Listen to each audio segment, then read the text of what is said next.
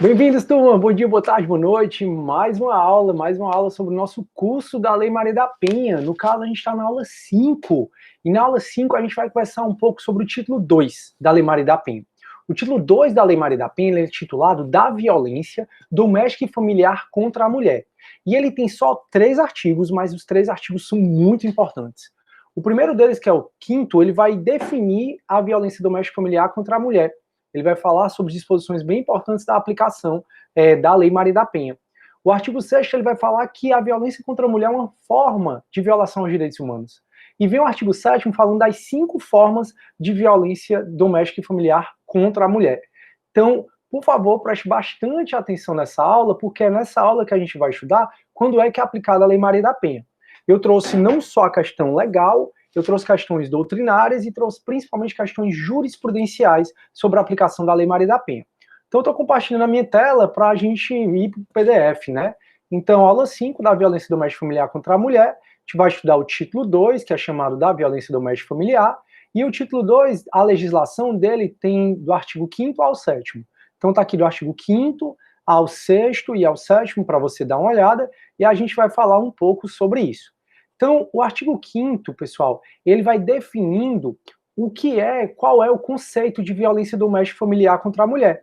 Então, ele vai falar, para efeitos dessa lei, configura violência doméstica e familiar contra a mulher qualquer ação ou omissão baseada no gênero, né, feminino, que lhe cause morte, lesão, sofrimento físico, sexual ou psicológico e dano moral ou patrimonial. E isso aqui, turma, essa parte, a gente vai estudar, né, cada forma de violência, a gente vai ver no artigo 7º. E aí vai ser essa violência em razão do sexo no âmbito da unidade doméstica, e unidade doméstica é o espaço de convívio permanente de pessoas, com ou sem vínculo familiar, inclusive esporadicamente agregadas. Então, o espaço da violência contra a mulher pode ser, para se aplicar a Lei Maria da Penha, pode ser uma violência doméstica. Uma violência doméstica, em rápidas palavras, é uma violência de coabitação. Então, são pessoas que residem temporariamente, transitoriamente ou permanentemente sobre o mesmo teto. Então, por exemplo, quando o patrão ameaça ou bate na empregada doméstica, aplica a Lei Maria da Penha, porque é uma violência na unidade doméstica. Tem famílias que recebem a prima do interior, e aí, se ameaça, bate, comete violência contra essa mulher, se aplica a Lei Maria da Penha. O pensionato feminino, tem várias mulheres que moram juntas, nesse caso, uma bate na outra, uma violenta, a outra se aplica a Lei Maria da Penha. Então, o importante é você entender a aplicação da Lei Maria da Penha, primeiro, entender o sujeito passivo. O sujeito passivo tem que ser uma mulher. E segundo, é tentar entender se aquela violência está no contexto da unidade doméstica ou familiar. Se não tiver no contexto de unidade doméstica ou familiar, não se aplica a Lei Maria da Penha. Isso significa que se eu sair de casa hoje, sair no meio da rua e encontrar uma mulher, eu não vou fazer isso, obviamente, mas bati na mulher, não se aplica a Lei Maria da Penha. Se você está num show e tem uma briga entre duas mulheres que não se conhecem, que se conheceram ali não se aplica a Lei Maria da Penha. Porque, muito embora tenha uma mulher violentada, muito embora tenha um sujeito passivo feminino, não está num contexto doméstico ou familiar. E contexto doméstico é exatamente o que o artigo 5º, inciso 1 diz. No âmbito da unidade doméstica, compreendida como espaço de convívio permanente de pessoas, com ou sem vínculo familiar, ou sem vínculo familiar. Por isso que o pensionato feminino casa. Inclusive as esporadicamente agregadas, ou seja, as transitoriamente agregadas. Então, tem que estar num contexto doméstico, né? Como nesse caso da empregada doméstica, da prima que vem do interior, ou aí não teria dúvida, casal, né? O esposo e a esposa vivem juntos, ou então duas mulheres vivem juntas, aí é que se aplica mesmo, não só pela questão doméstica, mas também pela questão familiar. Então essa violência, né, que tanto o artigo 5º diz, para efeitos desta lei, configura violência doméstica e familiar contra a mulher, qualquer ação ou omissão baseada no gênero feminino, que lhe cause morte, lesão, sofrimento físico, sexual, na unidade doméstica, mas também, se não tiver na unidade doméstica, no âmbito familiar. Tanto é que, para aplicar a Lei Maria da Penha, não necessariamente precisa haver coabitação. Então, essa violência contra a mulher ocorrendo no âmbito familiar, o âmbito familiar se compreende como a comunidade formada por indivíduos que são ou se consideram aparentados. Olha aqui o vínculo afetivo. Eles são realmente aparentados, são parentes, ou eles se consideram parentes, unidos por laços naturais, por afinidade ou por vontade expressa. Então, laços naturais, que é a questão consanguínea, a questão normal, né, da vida, a questão por afinidade, que é em relação a todo mundo que você escolhe. Então, os seus parentes afins são os parentes consanguíneos do seu esposo, da sua esposa. Então, por exemplo, a sua sogra é sua parente por afinidade. Então, quer dizer que se eu bater na minha sogra, por exemplo, Deus me livre, aí nesse caso, vai ser sim aplicada a Lei Maria da Penha. Sidney, mas você não mora com sua sogra. Tudo bem, eu não moro com minha sogra, mas a Lei Maria da Penha, ela se aplica toda vida que tem uma violência contra a mulher, e não precisa ser só violência física, vai ficar mais claro hoje, e essa violência ocorre no âmbito doméstico ou familiar. Então, no caso, se a mulher, sujeito passivo da violência, tem relação familiar com o agressor ou a agressora, essa mulher ela vai estar sim protegida pela Lei Maria da Penha, mesmo que não coabite, desde que esteja no âmbito familiar, que âmbito familiar são pessoas ligadas por laços naturais, por afinidade ou por vontade expressa, pessoas que realmente se consideram aparentadas.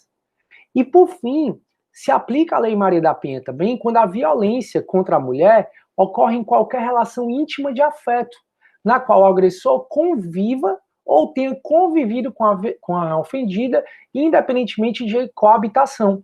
Então aqui me pergunta muito a questão de namorado. Pessoal, namorado, se a gente for pegar o pé da letra, não é para se aplicar a Lei Maria da Penha. Se a gente for pegar o pé da letra, tá? Comecei a namorar hoje, e aí violentei a pessoa, no caso a mulher, aí nesse caso não é para aplicar a Lei Maria da Penha, mas do namoro pode se tornar uma coisa mais séria. A partir do momento em que você expõe para a sociedade o casamento, não, o casal, né? Vocês saem para a sociedade, vocês mostram para a sociedade, vocês demonstram o objetivo de construir família, ali já tem a união estável. E se tiver a união estável, já se aplica a Lei Maria da Penha. Então, assim, a rigor, casal de namorados não se aplica a Lei Maria da Penha. Mas cada vez mais o judiciário, ele tende a fazer uma proteção extensa, maior em relação à mulher, e deve fazer mesmo. Então, dependendo do namoro, se notar que foi um namoro, que já se mostrava para a sociedade aquele namoro, ia para as reuniões de família junto, ia para a festa junto, ia para show junto, combinava viagem junto, combinava de ter família junto, aí sim já se aplica a Lei Maria da Penha. E aí alguns alunos me perguntam se a Lei Maria da Penha se aplica ao ex-esposo, ao ex-companheiro. Galera, claro que aplica. Tanto é que a lei diz, ó, se aplica a Lei Maria da Penha quando houver violência contra a mulher, violência em relação ao gênero, na qual o agressor conviva ou tenha convivido com a ofendida. Ou seja, se aplica aos ex, sim, não tem o menor problema em relação a isso. O parágrafo único diz algo que eu já repeti muito aqui: as relações pessoais enunciadas neste artigo independem de orientação sexual. Então, quer saber se aplica a Maria da Penha? Esquece o agressor ou a agressora. Olha se, primeiro de tudo, o violentado foi uma mulher. Sim, foi uma mulher. E estava numa violência doméstica ou familiar? Sim. Nessa situação de vulnerabilidade? Sim. Ah, mas quem bateu foi a companheira. Tem duas mulheres em união homoafetiva e a companheira bateu na outra. A Lei Maria da Penha vai punir de maneira mais rigorosa essa que bateu? Vai. Mesmo essa que bateu sendo do sexo feminino. E lembrem que Maria da Penha, as formas de violência são 5, vou já conversar com vocês sobre elas, e essas 5, né, não envolve só a violência física. A violência física é só uma dos tipos de violência contra a mulher. O artigo 6 vai dizer, né, que a violência doméstica familiar contra a mulher constitui uma forma das violações de direitos humanos, e o capítulo 2 ele vai definir as formas, né, de violência. Então, só para a gente ver aqui o que eu coloquei, né, o conceito de violência doméstica, só para você ver, crimes dolosos apenas, tá? O marido sem querer bateu na mulher, então ele estava mexendo na luz, levou um choque, bateu na mulher, ou então sem querer caiu por cima da mulher, não se aplica a Lei Maria da Penha, certo? Tem que ser baseada no gênero, ou seja, uma violência baseada no gênero, que é a vontade de atingir uma mulher numa situação de vulnerabilidade. Então, porque a mulher convive comigo, porque ela depende de mim financeiramente, porque isso, aí eu me aproveito dessa situação. O que importa é o sujeito passivo, e tem prevalecido que pode ser aplicado ao transexual. Hoje está relativamente mais simples você mudar suas questões em cartório. Questões em relação a sexo, questões em relação ao seu nome, tem resoluções do CNJ que simplificam muito isso. Então, o que mais se importa é analisar o documento da pessoa, se está como homem ou como mulher. Mas mesmo às vezes o documento estando como homem, já havia a aplicação da Lei Maria da Penha. Essa parte de aplicar o transexual não tem dúvida se o transexual realmente já mudou de gênero. Então, ele nasceu biologicamente homem, se sentiu mulher, nos documentos dele ele já está com mulher, se aplica a Lei Maria da Penha. Mas os que não fazem essa alteração nos registros, existe uma divergência, mas tem prevalecido que é para aplicar sim. Tranquilo? E aí a gente vai, pessoal, aqui eu falo um pouco mais sobre a violência, né, e falo sobre a súmula 600 do STJ, eu já chego no artigo 7º, certo? Que é a forma de violência, na verdade. E aí a súmula 600 do STJ vai falar, ó, para a configuração da violência doméstica familiar previsto no artigo 5º da Lei Maria da Penha, não se exige a coabitação entre autor e vítima. E eu coloco aqui vários informativos para vocês verem como é que isso está complicado, como isso está sendo aplicado. Então é possível a aplicação da Lei Maria da Penha para a violência praticada por irmão contra irmã, ainda que eles nem mais morem sobre o mesmo teto. É preciso que as relações existentes entre o sujeito ativo e passivo da agressão sejam analisadas face ao caso concreto. Então, o direito penal, pessoal, eu sempre digo isso para meus alunos, é casuístico, caso a caso. Então não dá para você querer botar todo mundo no mesmo barco e que o STJ está dizendo, ó, vamos analisar caso a caso. Mas, no geral, é isso que a gente está conversando. Então, ó, por exemplo, nesse caso do informativo 524, crime praticado por nora contra sogra. É do juizado especial criminal e não do juizado de violência da mulher a competência para processar e julgar a ação penal referente ao suposto crime de ameaça praticado por nora contra sogra, na hipótese de que não estejam presentes os requisitos cumulativos da relação íntima de afeto, motivação de gênero e situação de vulnerabilidade. Então esses são os parâmetros que o STJ tem colocado para ver se aplica ou não a Lei Maria da Penha. Nesse caso específico, a sogra e a nora, elas não se falavam. Elas nunca moraram pelo mesmo teto, elas nunca tinham ido para uma festa junta. Então não tinha uma relação íntima de afeto. O STJ diz, nesse caso, não se aplica a Lei Maria da Penha. Então, se não se aplica a Lei Maria da Penha, vai se aplicar a Lei de Dados Especiais, já que o crime aqui é o crime de ameaça, que a pena máxima é até 2 anos. Também tem que ter motivação de gênero. Você tem que bater na mulher, violentar a mulher, numa das 5 formas, pela condição dela ser mulher. E também tem que verificar a vulnerabilidade da mulher. Só para vocês verem um informativo super importante. Outro informativo que aí já vai colocar essa situação de vulnerabilidade, vai dizer assim, ó, foi julgado esse ano para vocês verem. Diz assim, constatada a situação de vulnerabilidade, aplica-se a Lei Maria da Penha no caso de violência de neto praticado contra a avó. Mas, se não tivesse essa situação de vulnerabilidade, se a avó fosse bem mais nova, o neto for 18 anos e a avó 40 anos, a avó nunca teve relação com ele, não tinha uma relação íntima de afeto, aí não se aplicaria como foi o caso aqui anterior. Então, constatada a situação de vulnerabilidade, aplica-se a Lei Maria da Penha no caso de violência do neto contra a avó. A Lei Maria da Penha objetiva proteger a mulher na violência doméstica e familiar, que cometida no âmbito da unidade doméstica, da família ou qualquer relação íntima de afeto, causa de morte, lesão, sofrimento físico ou sexual ou dano moral. Então, se nesse caso ficou constatada a situação vulnerável da avó, essa relação íntima de afeto, né, e a motivação de gênero, se aplica à Lei Maria da Penha. Também, o que eu conversei com vocês, né, uma coisa que me deixa muito triste, como justiça, é ver essa realidade, que na grande maioria das vezes a mulher é violentada, vai na delegacia da mulher, pede medida protetiva, o delegado representa, né, ela pede, o delegado manda para a juíza da mulher, a gente vai passar sobre isso, e aí a juíza da mulher, o magistrado, ele defere a medida protetiva, mas o que é que acontece? Acaba que 2 dias depois, 3 dias depois eles voltam. E eu constato muito isso na minha realidade prática. Aí vem o STJ, no informativo C657, vai dizer assim, ó, a posterior reconciliação entre vítima e agressor não é fundamento para afastar a necessidade da fixação do valor mínimo pecuniário previsto no CPP. O que é que o artigo 387, inciso 4 do CPP diz?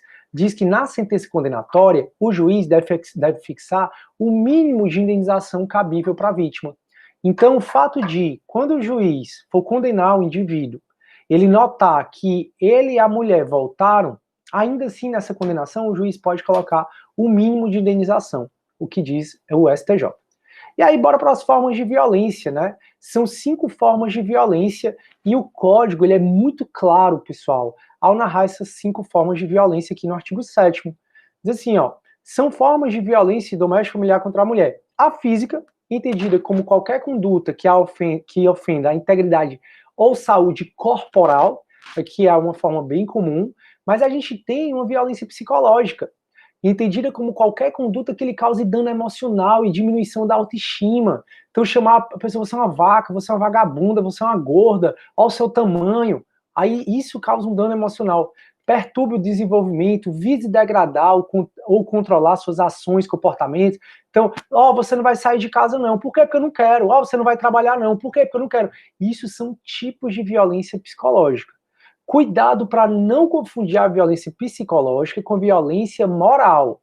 Porque a violência moral ela é entendida como qualquer conduta de calúnia, injúria e difamação. Que, na verdade, pessoal, até quando se xinga, né, a mulher, né, se é uma gorda, vaca, vagabunda, isso aí é crime de injúria, seria mais violência moral do que psicológica. A psicológica no sentido como ela narrou, que ela narrava que se sentia como se estivesse num cárcere privado, que ela não podia sair de casa, não podia ter contato com as amigas dela, não podia ter contato com a família dela, o Marco Antônio ficava todo o tempo fazendo com que ela se afastasse, não deixar trabalhar, não deixar ter o emprego, então pegar o dinheiro vai até para a violência patrimonial, que a gente chega já lá, mas essa violência psicológica ela é mais nesse sentido, né, de fazer um inferno, a vida da mulher é um inferno. E a violência moral é mais calúnia, que é imputar ela crime, fato definido como crime, sabendo que ela é inocente. Difamação quer dizer que ela está saindo, pegando a rua toda, contar um fato que difame ela. E injúria. Esses crimes, injúria são os xingamentos. Esses crimes estão no 138, 139 e 140 do Código Penal. Então, cuidado para não confundir a violência psicológica, que é essa mais de tornar a vida da pessoa uma situação mesmo de cárcere privado, de controle mesmo, com violência moral.